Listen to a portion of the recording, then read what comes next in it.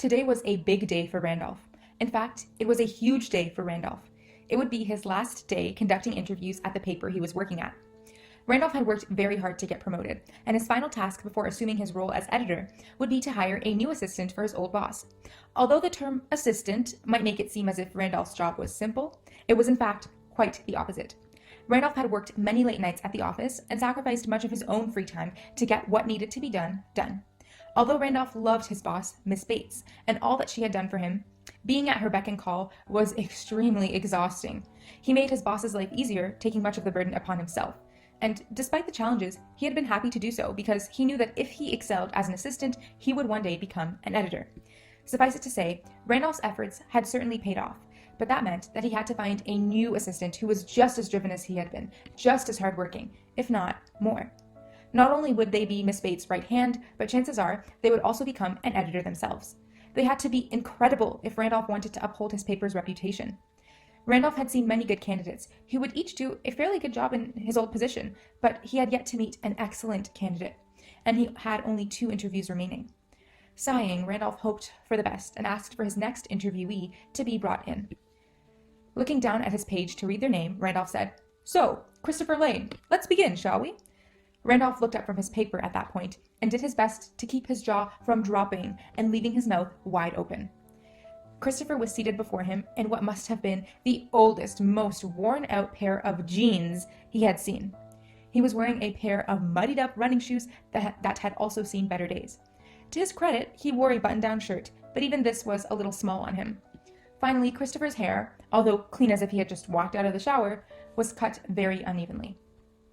Randolph had never seen anyone so unkempt come in for an interview, and he was absolutely shocked that he had selected someone like Christopher for an interview. Without even glancing at the man's resume, Randolph began, "So, Christopher, we have had a very competitive pool of applicants, and quite frankly, I just got off the phone with someone who has decided to accept our offer. We were uncertain that they would, hence your scheduled interview, but now that they have, I'm afraid that we don't have any positions to interview you for." Christopher looked at him sadly, nodded, thanked him for his time, and left the office. Randolph called for his next and final candidate, hoping they would compensate for his underwhelming interview with Christopher. But unfortunately, the final candidate seemed to be even more mediocre than the others. Randolph sighed to himself and decided to skim through everyone's resumes one more time. Having forgotten to toss Christopher's file in the trash, he found himself stumbling upon his resume and cover letter. Deciding to read the items just for the sake of what he anticipated to be a good laugh, Randolph found his world flipped upside down. Christopher's resume wasn't that spectacular. He didn't have much experience, but then again, who would hire a man who dressed like that to an interview of all things? But Christopher's cover letter, well, Randolph didn't even think he could call it that. Piece was probably a better word. Christopher's piece was eye-opening. The man had sheer talent, to say the least. Randolph was an editor, and he couldn't even find a way to articulate how the piece had made him feel. All he knew was that it was good, and that it had to be published.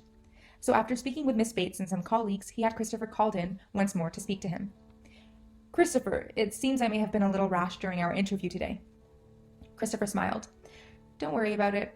I figured you hadn't really hired someone for the position already, and I know how I look. I know people think I don't care, but I do. I can barely afford to buy myself food for the week, let alone dress myself up for an interview. I'm trying my best here. When I heard I got an interview at this incredible paper, I couldn't believe it. It was too good to be true, and I guess it was, because I'm not sure that I can work at a place where everyone would judge me just for the way I look rather than who I am, how hard I work, and my skills." Randolph was ashamed. Christopher had spoken nothing but the truth. "Christopher, I'm sorry. I was entirely out of bounds." "You judged me," said Christopher. "Who's to say that I shouldn't judge you in return and simply leave the building? I won't because, quite frankly, I need the job. But do you see my point?" Randolph nodded. Christopher had put him in his place. "Christopher," he said, "about that, you applied for the position of assistant to Miss Bates, and while I don't doubt that you would be one of the best assistants Miss Bates had ever received, I believe that your efforts would be wasted in such a role. I've shown your piece to my colleagues, and we've decided to offer you a role as a writer. The pay would be better, and it would be a chance for you to make a name for yourself." Christopher looked overwhelmed. "Really? I don't know what to say, other than thank you. I accept the offer. It would be foolish not to. Sir, I don't think you fully comprehend just how much you've changed my life." Randolph suspected that Christopher was right. He had a feeling that the man had had more than his fair share of tough times. So he hadn't found his legacy assistant yet. he had still found an excellent writer who taught him a thing or two about judgment. When selecting Miss Bates's new assistant, he would remember to keep that lesson in mind.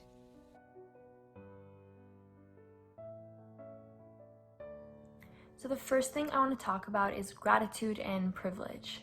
Like the main character in the story, we also take for granted the simplest things that other people may not have. Things like food on our tables, or clothes to wear every day, or a roof over our heads. We're very privileged to have all of these huge parts of our lives that we think are actually very small and very insignificant.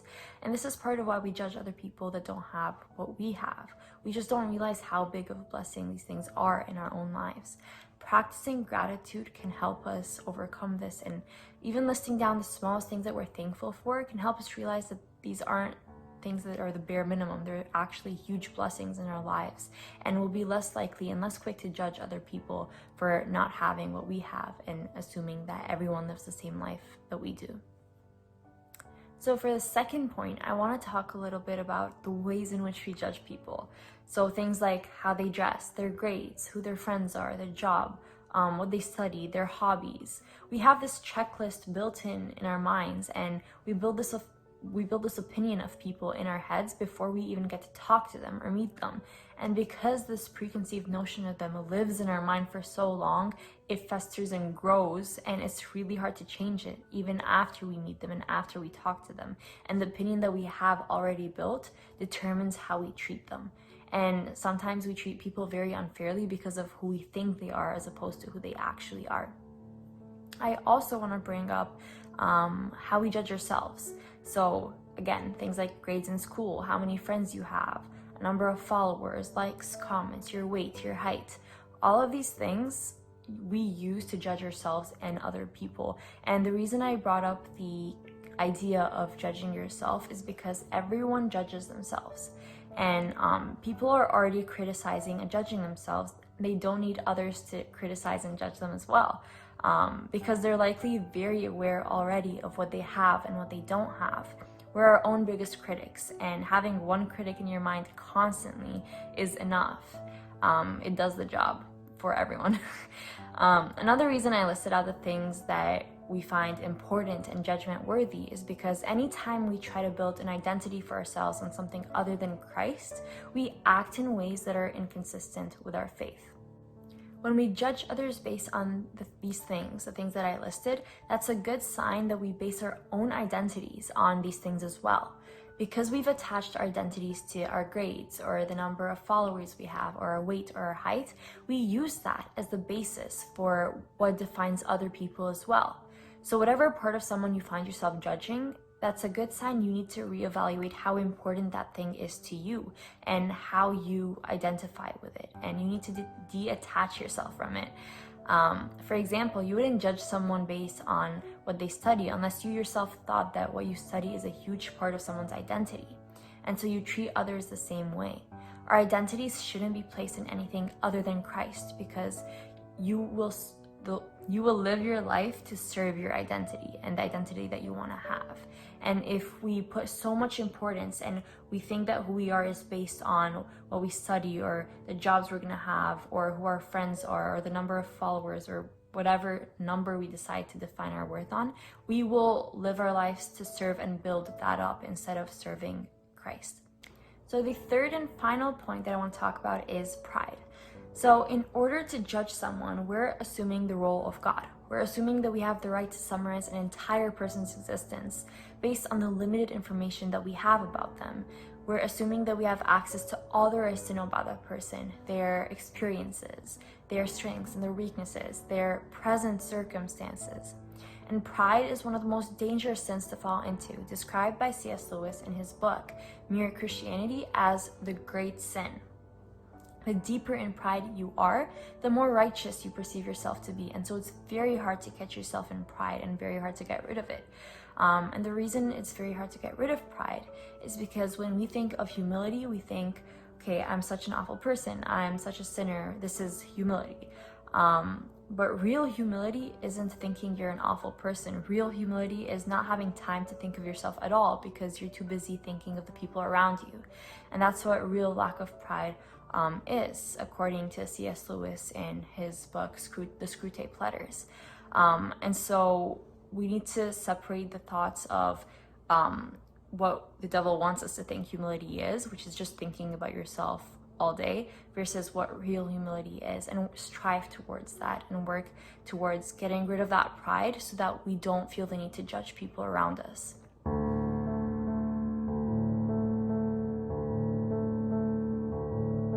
You take what is and you make it beautiful. When love floods in, we're restored forevermore.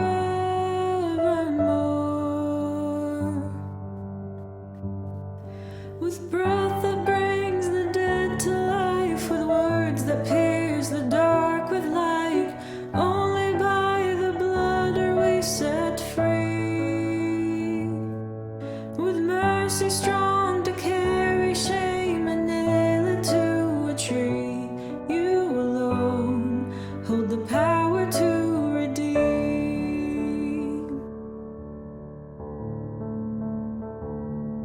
No guilt competes with innocence crucified. No grave can hold what your grace has justified. With breath that brings the dead to life, with words that pierce the dark with light, only by the blood are we set free. With mercy strong to carry shame and nail it to a tree, you alone hold the power to redeem.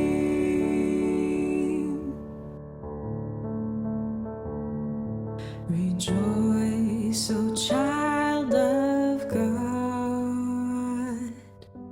Lift your eyes to see. With every morning light, again we are redeemed. Rejoice, O child of God. Lift your eyes to see. With every morning light, again we are redeemed. With breath that brings the dead to life, with words that pierce the dark with light, only by the blood are we set free. With mercy strong to carry shame and nail it to a tree, you alone hold the power to redeem.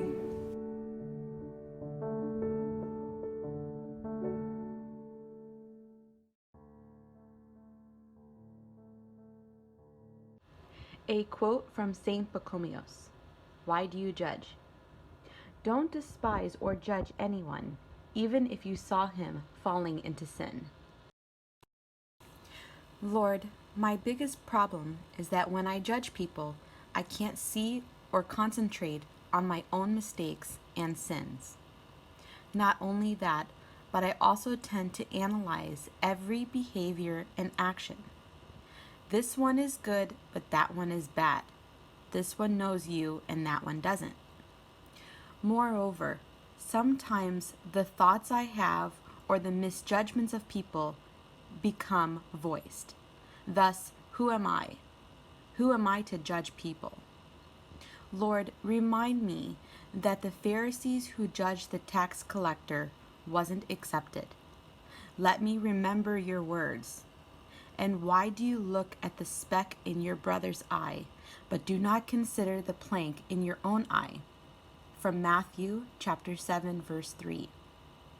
The problem, Lord, is that when I judge people, I think of myself as a good one, my behavior disciplined, and I know about you more than any of them. Seeing myself as someone close to you, but in reality, I am far away. And if one is close to you, I would have taken your heart, feelings, and love that you offered. And I would have been nearer to them rather than being that far. Moreover, I would give those excuses rather than wait for their mistakes. Also, I would mostly forgive rather than judge.